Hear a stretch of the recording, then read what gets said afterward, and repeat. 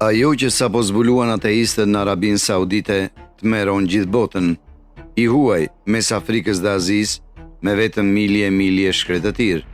Një mbretëri që ka shtrirje të madhe të shkretëtirës, një gjë që nuk mund të mohohet, është ajo ka qenë një pamje për zbulime tronditëse. Në këtë video do ju sjellim atë që sapo zbuluan ateistët në Arabinë Saudite, që tmeron gjithë botën. Ajo thot gjë emri Malit Sinai. Për shumë njerëz fetar, mali është i rëndësishëm, sidoqoftë vendodhja e saktë nuk është përcaktuar kurrë.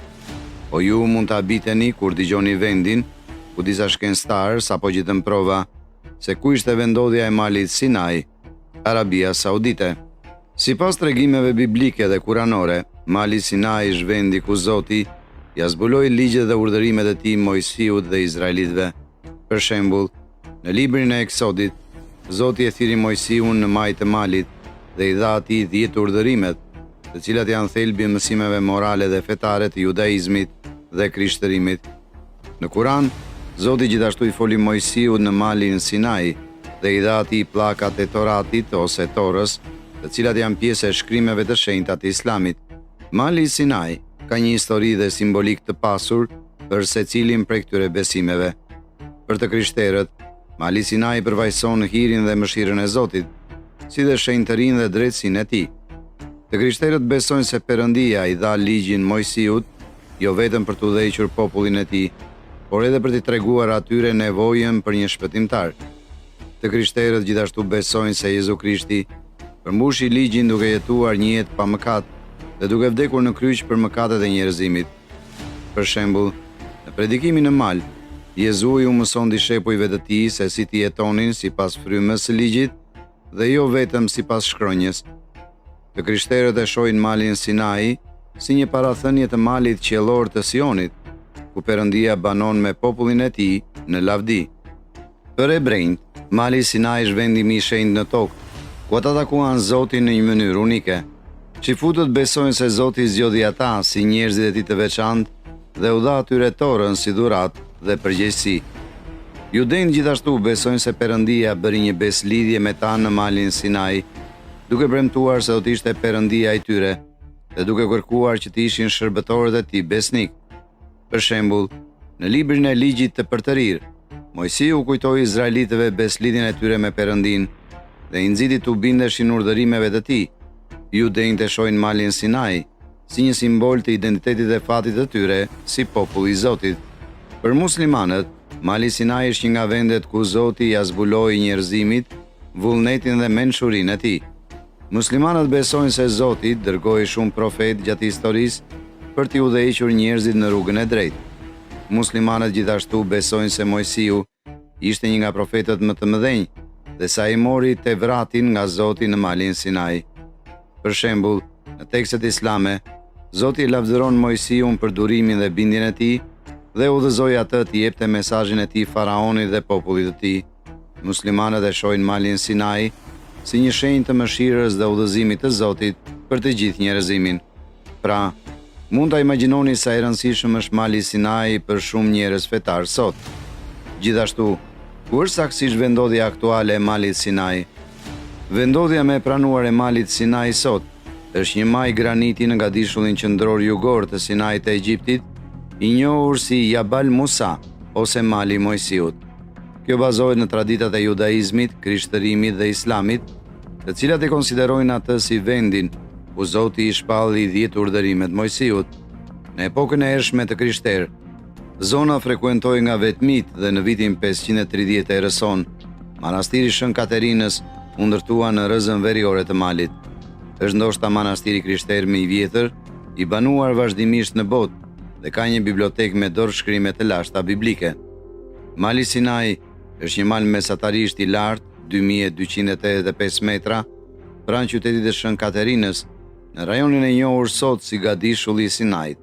Ai është i rrethuar nga të gjitha anët me maja më të larta në varrmalin ku bën pjesë. Për shembull, shtrihet pranë malit Katerina, i cili me 2629 metra është maja më e lartë në Egjipt. Samiti ka një xhami që përdoret ende nga muslimanët dhe një kapelë ortodokse greke që përfshin shkëmbin, i cili konsiderohet jetë burimi i pllakave biblike prej guri, në majka dhe shpellën e Mojsiut, ku thuhet se Mojsiu ka pritur të marrë 10 urdhërimet, por këtu hyn Arabia Saudite. Meqense vendet të shumta në mbretërinë e lindjes së mesme janë shtyrë fuqishëm nga shkencëtarët, si vendi modern i Malit Sinai, megjithatë, një nga këto vendodhje të propozuara është më e diskutueshme.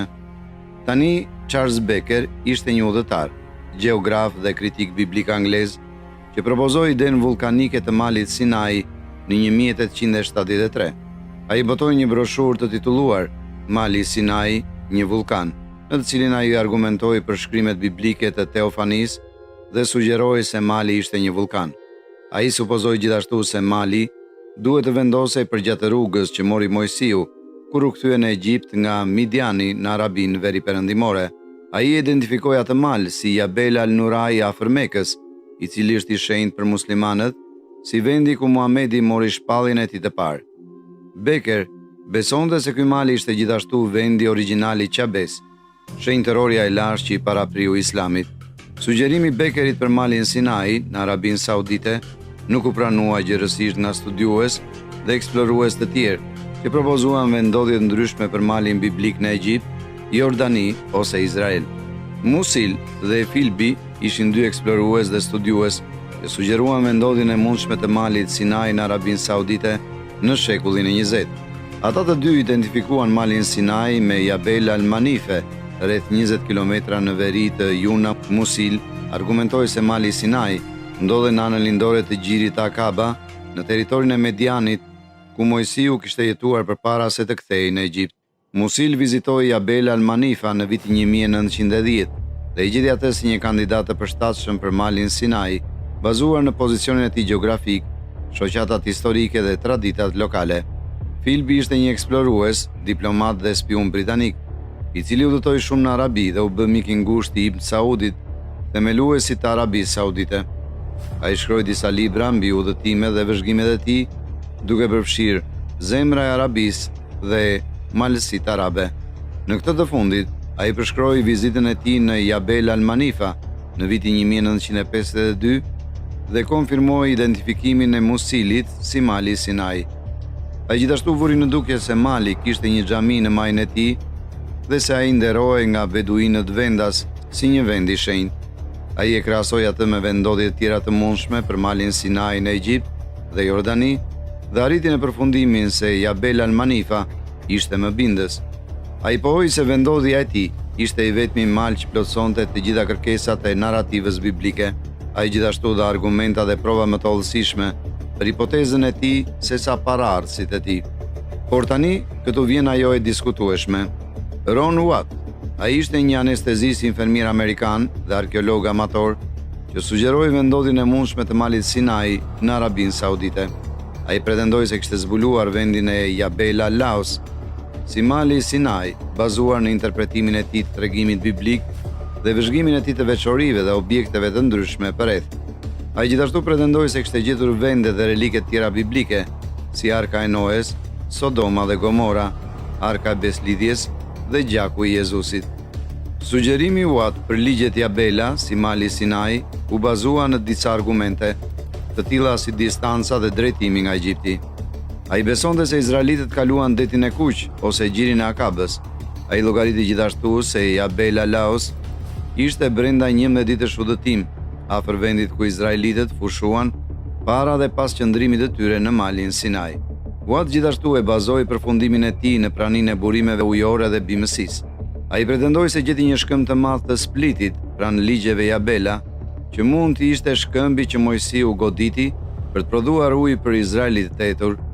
Gjithashtu pohoi se gjeti pemë bajamesh pranë malit, të cilat mund të lidhen me shufrën e Aronit që kishte lulezuar.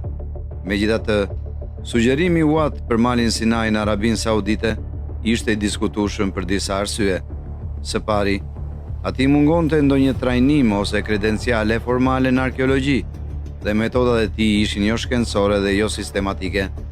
Për më tepër, ai nuk kreu gërmime të ligjshme apo të licencuara, as nuk publikoi ndonjë raport apo dokument të rishikuar nga kolegët mbi gjetjet e tij.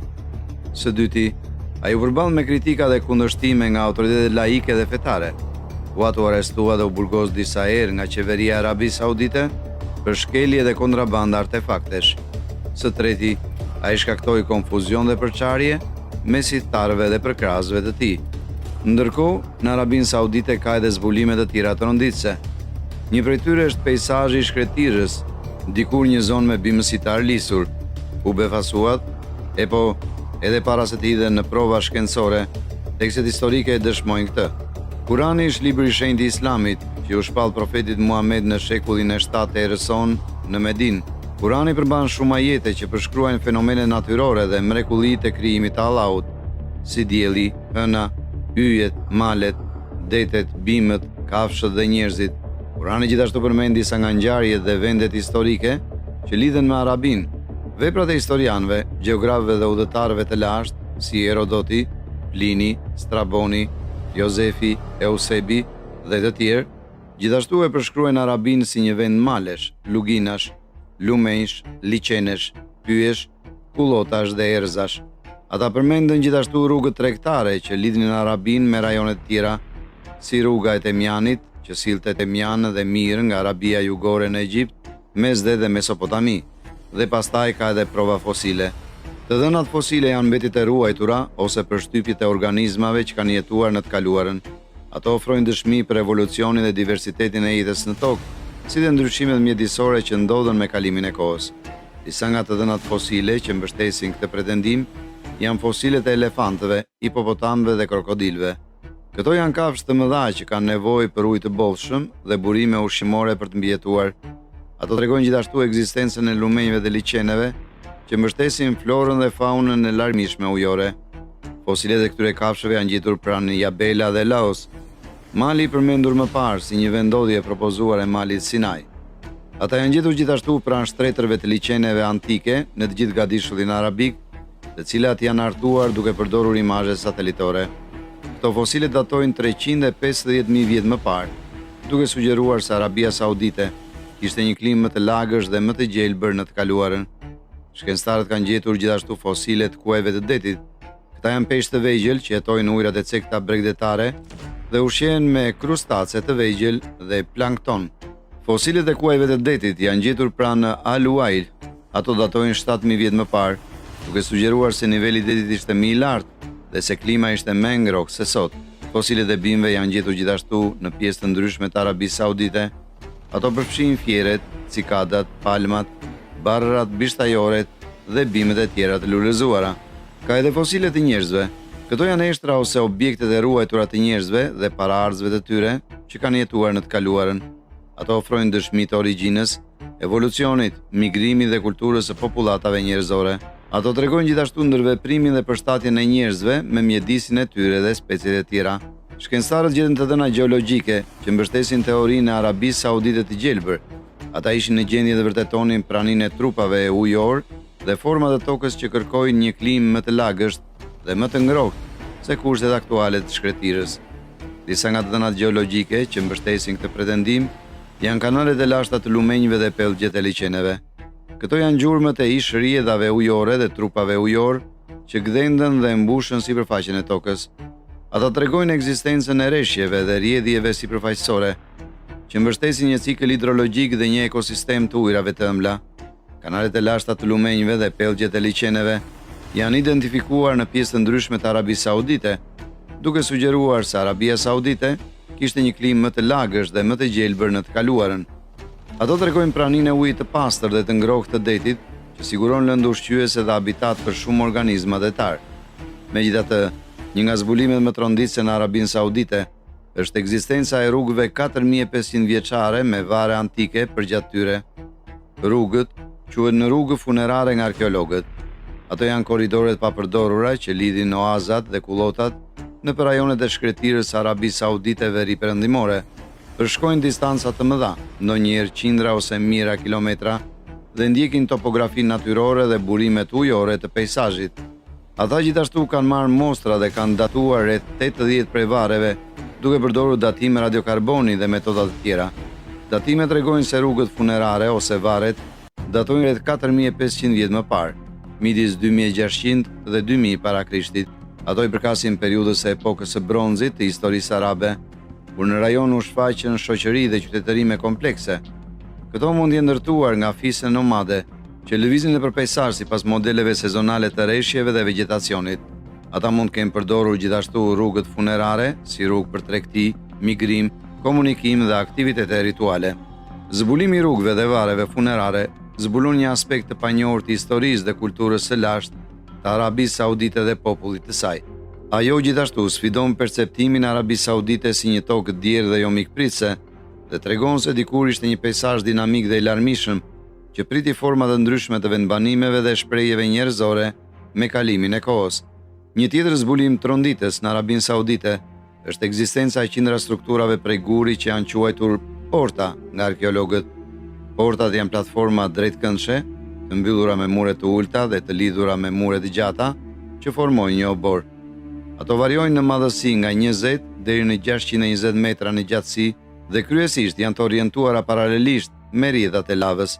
Dr. Kennedy, një arkeolog në Universitetin e Australisë Perëndimore, ka studiuar strukturat prej gurit të Arabisë për dekada, duke përdorur imazhe ajrore dhe satelitore. Ai ka kataloguar rreth 400 porta duke përdorur Google Earth dhe ka publikuar gjetjet e tij në revistën Arabian Archaeology and Epigraphy. Ende nuk dihet qëllimi dhe funksioni i portave, por ato mund jenë përdorur për aktivitete rituale ose shoqërore që lidhen me kultet e bagëtive. Dr. Kennedy sugjeron se ato mund të jenë ndërtuar nga fise nomade që lëvizin nëpër pejzazh pas disponueshmërisë së ujit dhe kullotave. Ai sugjeron gjithashtu se ato mund datojnë të paktën 2000 vjet më parë dhe ndoshta deri në 9000 vjet më parë, duke bërë ato më të vjetrat se Stone Age ose piramidat egjiptiane. Pra, si përfundim, Arabia Saudite nuk është vetëm milje shkretëtir.